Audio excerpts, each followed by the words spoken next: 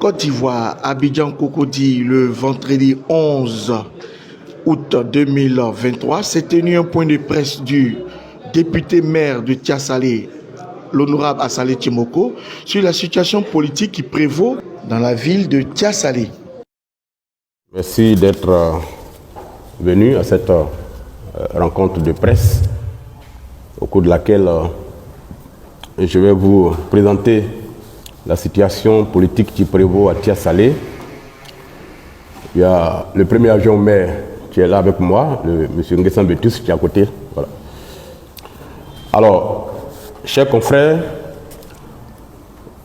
je voudrais préciser que j'ai déjà saisi les chancelleries en Côte d'Ivoire, de même que les organisations de défense des droits humains en Côte d'Ivoire, notamment la FIDOP, le CNDHCI, Amnesty International.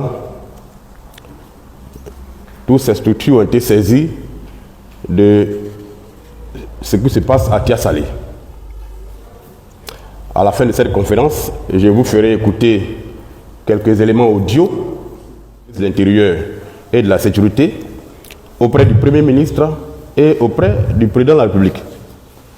Pendant 4 mois, j'ai fait les démarches auprès de toutes ces autorités pour qu'une décision soit prise sur la situation qui prévaut à Tiasalé.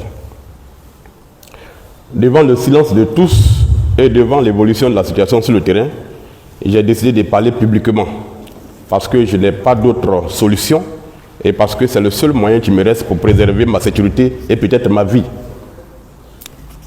Cela étant précisé, je voudrais commencer cette prise de parole publique par une citation du président de la République lui-même, le président Alassane Ouattara. Il a dit, et je cite, « Pour vivre en paix, il faudrait que tout le monde soit respecté, y compris les lois. » C'est le président de la République qui a dit ça. À Tiasalé, cependant, en République de Côte d'Ivoire, le préfet Vakaba Koné, préfet du département de Tiasalé, piétine les lois depuis des mois, sans que personne ne le sanctionne. Parce que d'après lui-même, il est en mission pour que le 2 septembre, Assalé Tchimoko ne soit plus le maire de Tiasalé. À Tiasalé, le préfet Vakaba Koné a engagé le gouvernement dans une machination contre le député maire que je suis, sans que le gouvernement ne réagisse. Aujourd'hui, après avoir pendant 4 mois usé de tous les recours hiérarchiques sans aucun résultat, j'ai décidé de m'adresser aux Ivoiriens pour l'histoire. Si nous ne voulons pas laisser un héritage à nos enfants, une société où l'injustice et l'arbitraire, le 2 poids 2 mesures et la loi du plus fort et du plus riche seront les seules règles, nous devons tous appeler à l'application de la loi avec la même rigueur dans toutes les circonstances. On dit que les préfets ne peuvent jouer aucun rôle dans l'organisation des élections dans notre pays. Cela n'est vrai qu'en théorie. Mais dans la pratique, un préfet conditionné, un préfet partisan et militant peut jouer un rôle majeur dans le processus électoral de notre pays. C'est le cas du préfet de Tiasalé. Les éléments qui suivent en sont la preuve. 1. Un préfet qui participe à la transhumance des électeurs. Pendant la période de la révision de la liste électorale dans la ville de Tiasalé, le préfet Vakaba Koné a joué un rôle majeur dans l'enrôlement des personnes convoyées par car entier dans la ville de Tiasalé. Il a donné des ordres à la police afin qu'elle mette aux arrêts le 3e adjoint au maire qui a tenté de s'opposer au déversement des personnes convoyées dans la ville. Il m'a demandé à moi-même, le maire, de laisser les personnes convoyées s'enrôler et d'attendre la période du contentieux pour me plaindre. Le préfet a donné des instructions aux policiers de ne pas répondre à la moindre instruction ni à la moindre sollicitation du maire pendant toute la période de l'enrôlement. C'est-à-dire que le maire de Tiasalé, pendant l'enrôlement, n'avait pas d'instruction à donner aux policiers de sa ville. C'est le préfet qui a donné cet ordre-là. 2. Un préfet qui piétine les lois de notre pays. Le candidat du RHDP à l'élection municipale à Tiasalé est un conseiller municipal. Mais en 5 ans, alors qu'il est chaque semaine dans la ville, il n'a jamais mis les pieds à une réunion du conseil municipal. En 5 ans. Sur la liste du même candidat, validée aujourd'hui par la CEI, se trouvent 3 autres conseillers municipaux, dont un n'a participé qu'à une seule réunion du conseil municipal en 5 ans, et 2 autres n'ont plus remis les pieds aux réunions du conseil municipal depuis avril 2021. En application de l'article 38 de la loi de 2012 sur les collectivités, j'ai saisi le 14 juin 2022 le préfet de Tia-Salé d'une requête en démission d'office des conseillers qui ne siègent pas. Selon cet article 38, le préfet avait obligation d'entendre ses conseillers sur les motifs de leurs absences et de transmettre au ministre de l'Intérieur un rapport motivé afin que le ministre prenne un arrêté pour les démettre. Cela fait, en application de l'article 39 de la même loi, ces conseillers ne pouvaient pas se présenter aux élections municipales du 2 septembre prochain. Entendre les conseillers qui ne siègent pas et transmettre le rapport motivé au ministre de l'Intérieur, c'est tout ce que la loi demande au préfet de faire quand il est saisi, soit par le maire, soit par le président du conseil régional. Il n'a pas le droit de faire autre chose. Alors que le préfet de Tia-Salé, à 3 reprises, m'a assuré avoir entendu les concernés et transmis son rapport au ministre de l'Intérieur, j'ai découvert le 5 juin 2023, soit près d'un an plus tard, que le préfet n'a transmis aucun rapport au ministre de l'Intérieur. Il n'a même pas entendu les conseillers concernés. Il a donc menti à 3 reprises à l'autorité municipale que je suis. Le 12 juin 2023, j'ai rencontré le ministre de l'Intérieur en compagnie de 3 de ses collaborateurs. Au cours de cette rencontre, le ministre a dit n'avoir jamais reçu de rapport de la part du préfet de Tia-Salé relatif aux conseillers municipaux qui n'ont pas siégé. C'est le ministre lui-même qui dit ça. Le 14 juin 2023, j'ai écrit au préfet de Tia-Salé afin qu'il me remette une copie du bordereau de transmission au ministère de l'Intérieur de son rapport. Il n'a donné aucune suite à cette correspondance jusqu'à ce jour.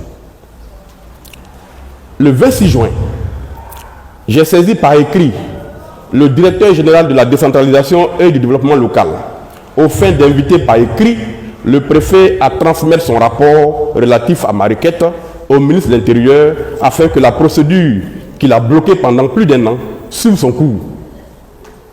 Le directeur général de la décentralisation et du développement local a écrit au préfet de Tia-Salé et m'a informé par écrit de la transmission de cette correspondance au préfet.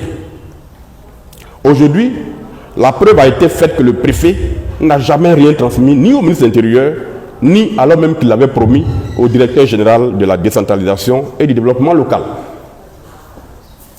Le préfet de Tia-Salé a donc pris sur lui l'incroyable responsabilité de neutraliser la loi afin de faire en sorte, et de façon assumée mais totalement illégale, que la loi faite pour tous ne s'applique pas à son protégé qui est le candidat du RADP aux élections municipales à Tia-Salé.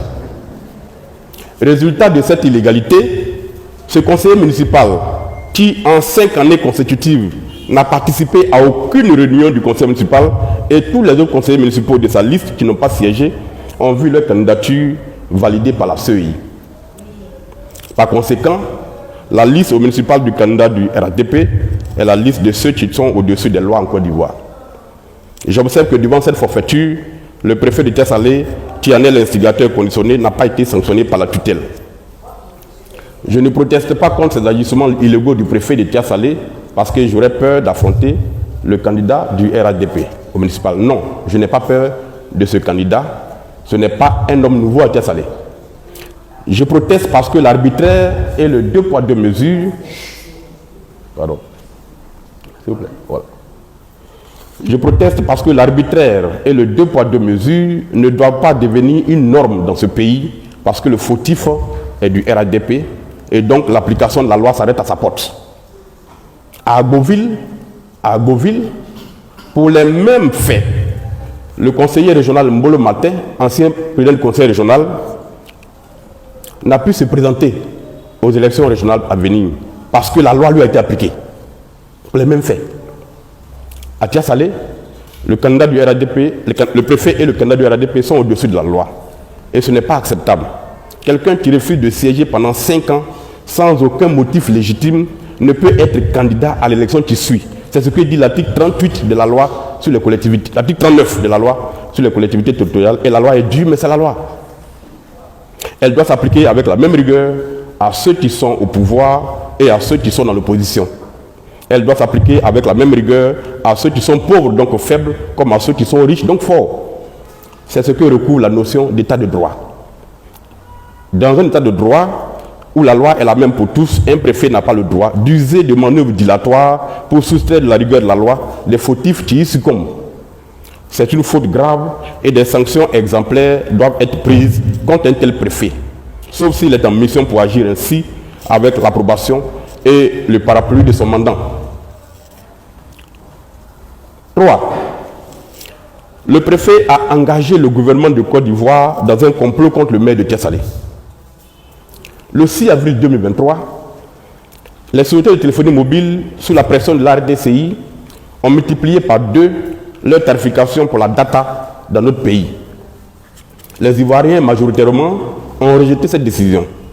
En ma qualité de député, donc de représentant des officiers de la population, j'ai porté leur voix pour accentuer la protestation citoyenne dans ce qui a été appelé la crise de la data. Je ne savais pas qu'en agissant ainsi, qu'en accomplissant mon devoir de député, j'avais signé mon arrêt de mort politique.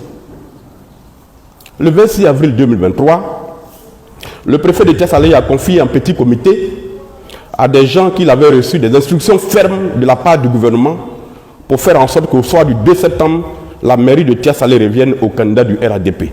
Parce que j'aurais tenté de provoquer des troubles à l'ordre public pendant la crise de la data et que le gouvernement ne me pardonnera jamais un tel affront.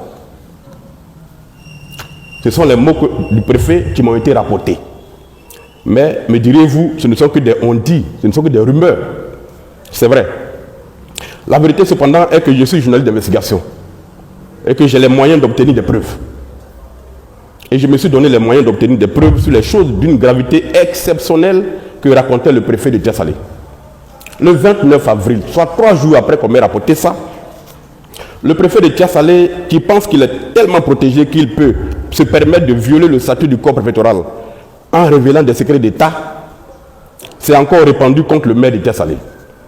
En effet, dans un enregistrement audio que je me suis procuré et qui a été authentifié, y compris au ministère de l'Intérieur, où j'ai produit une copie, le préfet de Tiasalé dit les choses suivantes. 1. Le préfet se demande où le maire de Tiasalé, qu'il appelle l'autre qui fait beaucoup de tapage, va trouver l'argent pour faire campagne et battre les gens du RADP. C'est que le candidat du RADP, le préfet de Tiasalé, dise à qui veut l'entendre depuis des mois que le parti au pouvoir a pris des dispositions pour que le maire de Tiasalé n'ait aucune rentrée d'argent pour mener des activités et surtout pour faire campagne. C'est ce que répète le préfet dans cet audio. 2. Le préfet, dans cet enregistrement, affirme avec légèreté qu'en raison du rôle que le député maire de Tiasalé a joué lors de la crise de la data, le gouvernement l'attend au tournant à l'occasion des élections qui arrivent. C'est le préfet qui dit ça. Quand le préfet dit une chose aussi grave, son interlocuteur, celui avec qui il parle, qui a compris de quoi il parle, déclare et donc tire les conséquences. Ils vont donc forcer pour l'enlever. C'est celui à qui il parle qui conclut comme ça. Donc ils vont forcer pour l'enlever. Et le préfet de renchérit dans le style qu'on lui connaît à Tiasalé. Ah non! Donc le candidat du RADP se prépare activement. Moi-même, je lui ai dit de construire un bureau annexe à la préfecture. Il dit que ça doit finir en 3 mois. Or déjà, en 1 mois, c'est presque fini. Il ne joue pas. Il dit ce qu'ils vont leur monter lors de la campagne, ça ne sera pas du jeu.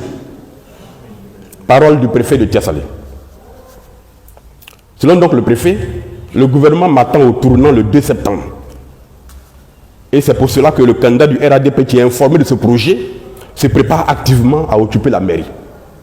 D'ailleurs, le candidat lui-même, dans la ville de Tiasalé, depuis plusieurs semaines, déclare publiquement qu'il est le nouveau maire. Des vidéos disponibles, dont j'ai envoyé copie au secrétaire exécutif du RADP, existent qui confirment ce qui précède. Il déclare publiquement qu'il est le nouveau maire de Tiasalé. Le candidat du RADP n'est donc pas un seul candidat, il est déjà le maire. Parce qu'on lui a promis ça. 3. Le préfet donne des ordres à la gendarmerie contre le maire de Tiasalé.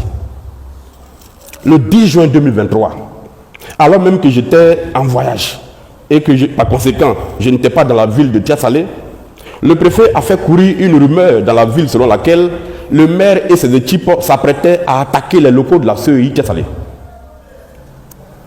Cette rumeur disait que, selon le préfet, ce serait la vice-présidente de la CEI en charge de la région de la Niébi-Tiassa qui aurait donné cette information. Donné l'information selon laquelle le maire s'en va attaquer la CEI. La vice-présidente, c'est Mme Salimata Porquet. Ayant été informé de cette affaire, j'ai appelé Mme Salimata Porquet pour comprendre de quoi il retournait. Elle a nié avoir appelé le préfet pour lui dire pareille chose. Quelque temps plus tard, je me suis procuré un enregistrement audio dans lequel le préfet de Tia-Salé donne un ordre sans équivoque au commandant de compagnie de la gendarmerie de Tia-Salé. Que dit en substance le préfet dans cet enregistrement? Le préfet demande au commandant de compagnie de désigner toutes affaires cessantes des policiers et des gendarmes pour aller sécuriser les locaux de la CEI au motif, et je cite, que Assalé veut créer le désordre. Donc le préfet donne les ordres à la gendarmerie pour mettre Assalé sous surveillance et aller surveiller les locaux de la CEI. Comment un préfet peut-il donner de tels ordres aux forces de l'ordre contre le maire d'une ville, alors qu'il n'a aucun élément qui lui permet de dire que le maire a conçu un tel projet, et qui plus est, alors même que le maire est absent de la ville? En agissant ainsi qu'il l'a fait le 10 juin, le préfet de Tia-Salé a mis gravement ma sécurité et ma vie en danger. Cet ajustement du préfet est exactement un avant-goût, un signe avant-coureur du rôle qu'il jouera le 2 septembre quand il donnera des ordres illégaux aux forces de l'ordre contre mes équipes afin de favoriser les gens du RADP comme il l'a fait pendant la révision de la liste électorale. Le plan que le préfet entend mettre en œuvre le 2 septembre, je le connais déjà. J'en ai vu les couleurs pendant la révision de la liste électorale, à l'occasion de laquelle il a fait preuve d'un zèle et d'un activisme militant qui ont choqué tout le monde à Tia-Salé. 4. Le préfet de Tia-Salé traite le député maire de Tia-Salé de tocard qui n'est plus lucide et qui a compris qu'il a déjà perdu les élections. Dans 2 autres enregistrements, alors que je me suis procuré, le préfet de Tia-Salé, après avoir traité le maire que je suis de tocard, qui n'est plus lucide, conclut que je n'irai même pas aux élections parce que j'ai compris que j'ai déjà perdu. C'est le préfet qui dit ça. À l'écouter, on en déduit que, ayant la police des élections, il a même déjà rédigé son rapport du 2 septembre. Car il dit que si je perds, je dirais qu'il y a eu de la transhumance, des fraudes et que par conséquent, j'ai préparé la mentalité des populations à refuser ma défaite inéluctable, donc à s'aimer des troubles dans la ville de Tia-Salé. En possession de tous ces éléments de preuve sur le comportement gravissime du préfet, j'ai saisi le ministre de l'Intérieur pour la 2e fois le 12 juin 2023. 5. Au ministère de l'Intérieur. Le 5 mai 2023, pour la première fois, j'ai adressé un courrier au ministre de l'Intérieur dans lequel j'ai demandé que le préfet de Tia-Salé, pour avoir violé toutes les obligations de sa charge contenues dans le statut du corps préfectoral, soit relevé de ses fonctions. Ainsi que cela a été fait pour la sous-préfète de Mahapleu, à qui il a été reproché des choses 50 fois moins graves, mais qui a été relevé en 48 heures de ses fonctions.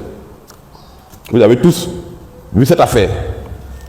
À la suite de ce courrier du 5 juin, puis celui du 12 juin, j'ai transféré au ministère de l'Intérieur, y compris au ministre lui-même en personne, tous les enregistrements audio, plus des preuves écrites de ce que le préfet de Tia-Salé est devenu le directeur de campagne officiel du candidat du RADP et donc est devenu mon premier adversaire politique puisqu'il représente l'État dans la commune de Tia-Salé. Le 12 juin 2023, le ministre de l'Intérieur, le général Bagando Diomandé, que je voudrais remercier au passage pour l'écoute qu'il m'a accordée, m'a reçu à son cabinet en présence du directeur général de l'administration du territoire, du directeur de cabinet et du directeur de cabinet adjoint. Après avoir exposé l'ensemble des griefs documentés que j'avais contre le préfet de Tia-Salé, que j'ai qualifié de premier adversaire politique du maire de Tia-Salé, j'ai demandé au ministre de l'Intérieur de retirer de la ville de Tia-Salé ce préfet militant qui est maintenu à la préfecture de Tia-Salé alors qu'il est atteint par l'âge de la retraite depuis décembre 2021. Autrement, il serait à la base des violences qui pourraient survenir pour la première fois à Tia-Salé pendant les élections du 2 septembre. Le ministre de l'Intérieur, après mon exposé, et après avoir précisé qu'il avait écouté toutes les audios que j'avais remises au ministère, a donné la parole successivement à ces 3 collaborateurs qui sont tous des préfets hors grade. Les 3 collaborateurs ont tous déclaré que si les faits développés par moi sont avérés, il y a bel et bien faute. Mais tous s'en sont remis au ministre, s'en sont remis à la sagesse du ministre pour prendre la décision qui s'imposait. Le ministre de l'Intérieur, à la suite de ses collaborateurs, a reconnu la délicatesse de l'affaire. Il a demandé que le préfet de Tiasalé soit convoqué pour être entendu et mis en face de ces déclarations graves contenues dans les enregistrements produits par mes soins. Le ministre m'a remercié pour ma démarche républicaine qui a permis d'éviter un scandale en ne mettant pas sur la place publique les audios dans lesquels un préfet engage la responsabilité du gouvernement dans un complot contre un élu de la nation. Effectivement, 24 heures plus tard, après cette rencontre du 12 juin, le préfet a été convoqué et entendu au ministère de l'Intérieur.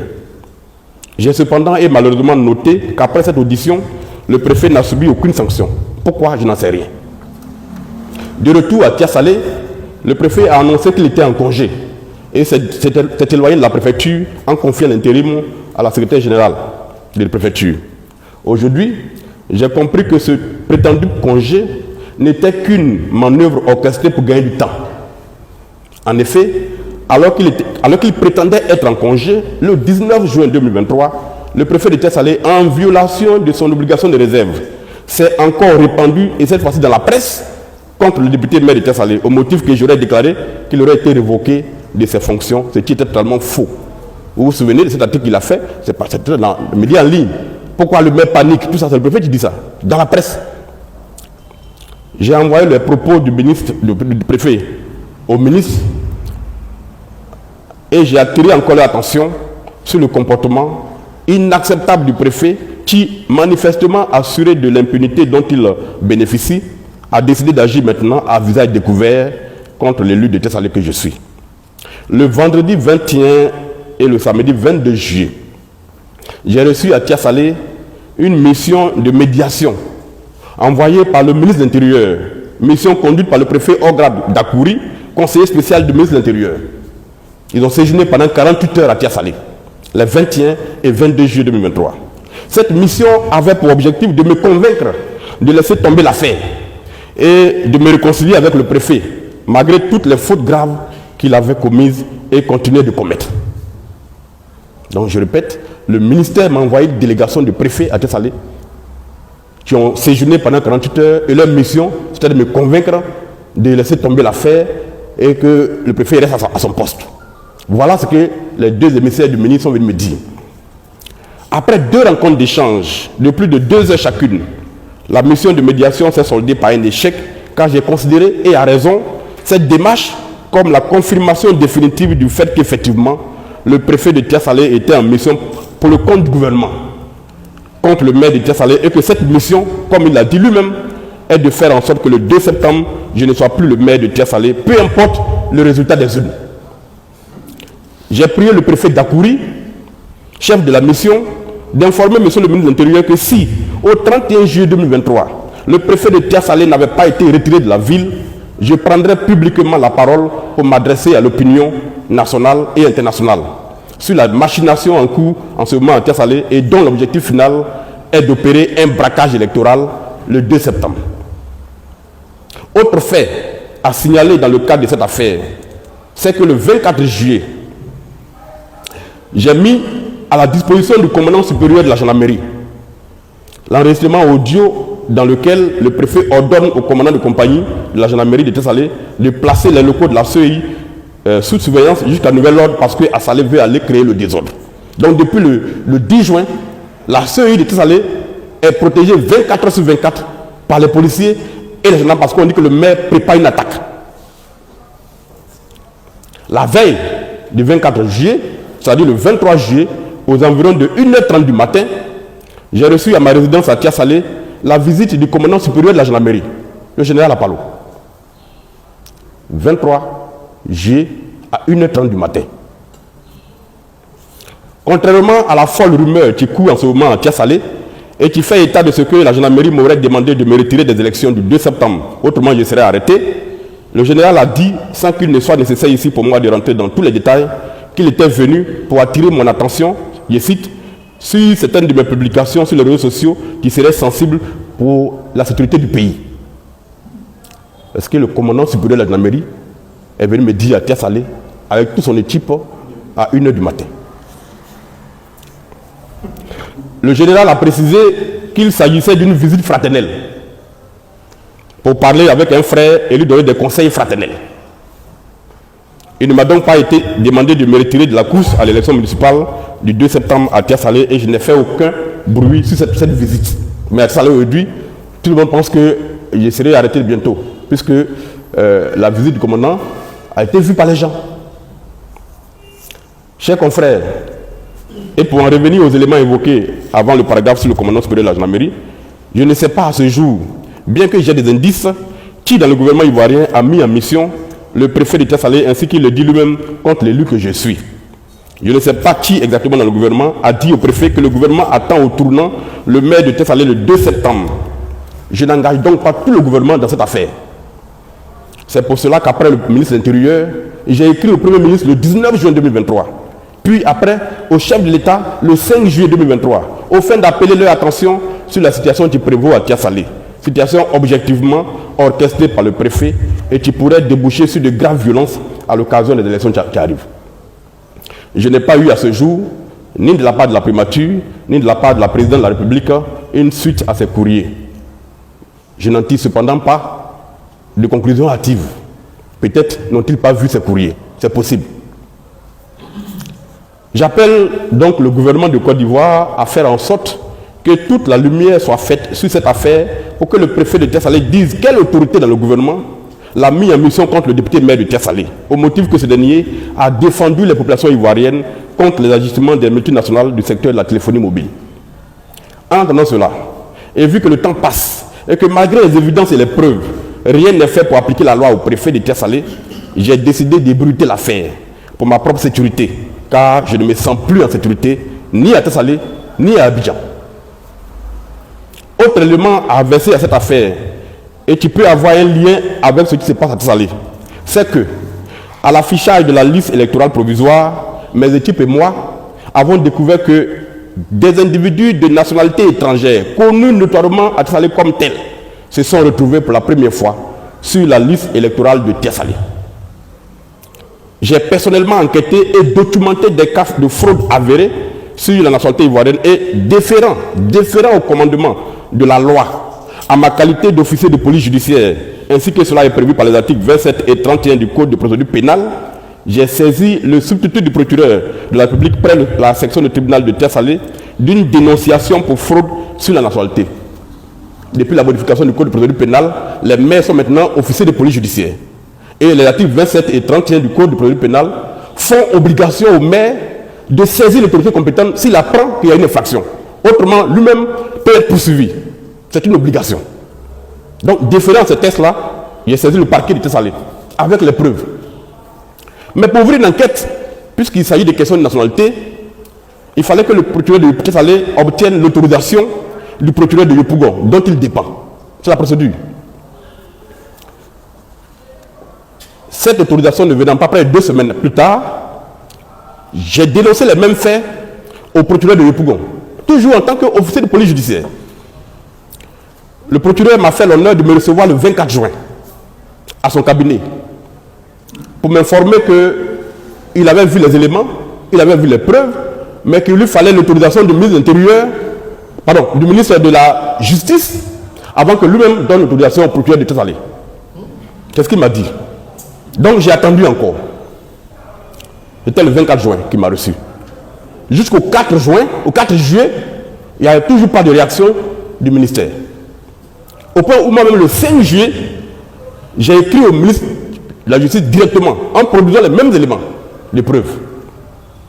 Le 5 juillet 2023. À ce jour, le ministre de la Justice n'a donné aucune suite à ma saisine. Il le fera peut-être un jour.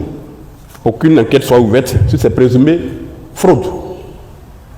Devant le silence du ministère, j'ai requis à mes propres frais, c'est aussi la loi qui me donne ce pouvoir-là, j'ai requis à mes propres frais les services d'un commissaire de justice au fin de saisir la section du tribunal de Tia-Salé d'une procédure en situation directe contre les fraudeurs présumés, dont certains sont dans l'équipe de campagne du candidat du RADP, pour qu'ils soient interrogés sur les conditions dans lesquelles ils ont pu se faire délivrer la carte nationale d'identité ivoirienne. La première audience, après cette saisine, est prévue pour le 18 octobre prochain. Car, entre-temps, les vacances judiciaires sont intervenues. Donc, on a gagné du temps pour que je ne puisse pas faire la procédure dans le temps. Vous voyez les manœuvres. En attendant le 2 septembre, ces personnes soupçonnées d'avoir fraudé sur la santé ivoirienne, ou plus précisément, qui ont fait de fausses déclarations pour se procurer des documents d'identité ivoiriens, et qui sont inscrits sur la liste électorale de la commune de Tessalit en fraude de la loi, iront voter alors qu'ils n'en ont pas le droit. J'observe qu'alors même qu'on poursuit à grande publicité des personnes pour fraude sur des passeports ivoiriens, à Tessalit, les fraudeurs sont à la fête, car se sentant protégés. Pourquoi le ministère de la Justice garde le silence sur une telle affaire? Demain peut-être, on saura la vérité. C'est pour tout ce qui précède et qui me chagrine énormément, qui apparaît comme le resserrement jour après jour de l'étau de la puissance publique contre un élu, que j'ai décidé de parler publiquement pour ma propre sécurité, mis en danger par un préfet au-dessus des lois. Chers confrères, voilà pour les faits. Le 31 juillet, en prélude à cette prise de parole, j'ai organisé une série de rencontres à Tessalit. J'ai reçu et informé les chefs de village de tout ce qui se précède. J'ai reçu et informé les conseillers municipaux de cette situation. J'ai reçu et informé tous les chefs de communauté de Tessalit de ce complot en cours d'exécution. J'ai reçu et informé les membres de l'association des pasteurs de Tessalit de la guerre menée contre un élu pour avoir défendu le peuple. J'ai échangé dans la soirée du 31 juillet avec les imams et le curé de la paroisse de Tessalit. Conclusion.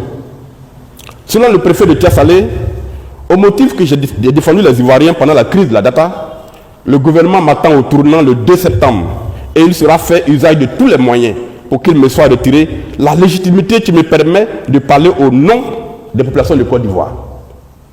Après la mairie, qu'ils veulent récupérer par tous les moyens, ce sera comme ils l'ont déjà annoncé sur le terrain, les législatives. Parce que le projet, c'est de me retirer la parole officielle.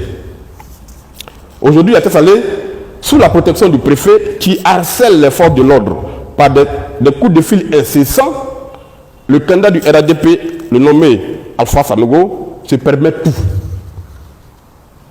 Il dit qu'il est le nouveau maire en exercice de la ville. Il tente de corrompre mes collaborateurs en leur promettant des promotions dans l'administration. Je l'ai même interpellé par écrit de cette situation.